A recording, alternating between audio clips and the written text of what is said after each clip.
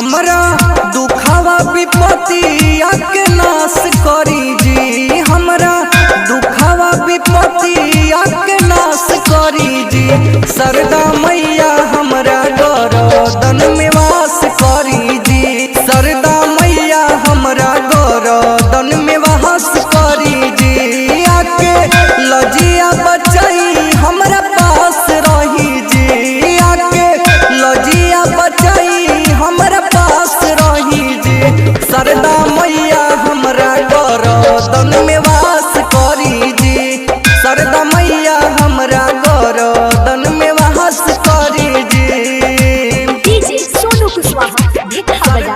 DJ Sonu Kushwaha ढेका बजा। DJ Sonu Kushwaha ढेका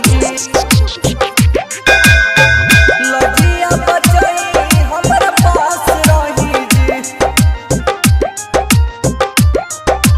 गरदन में वास करी जी। रौरे से साजबाई रौरे से आवाज जी। रौरे पबाटे रौरा बेटा के नाज जी।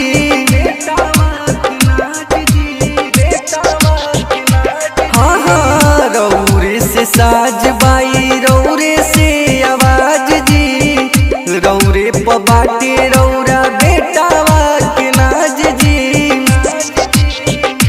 दे दी शिक्षा और परीक्षा हम पास करी जी। दे दी शिक्षा और परीक्षा हम पास करी जी। सरदा मैया हमरा गरदन में वास करी जी। सरदा मैया हमरा गरदन में वास करी जी। सरदा मैया हमरा गरदन में वास करी जी। गरदन में वास करी जी।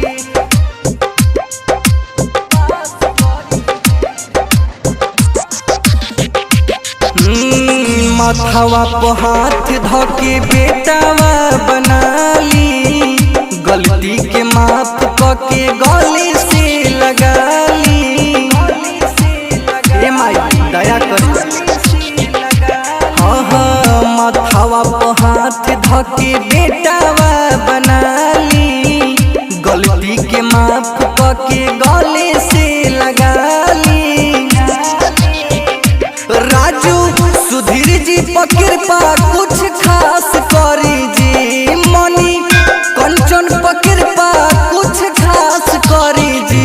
रजनी सावा के गरदन में वास करी जी। हई रूपे सावा के गरदन में वास करी जी।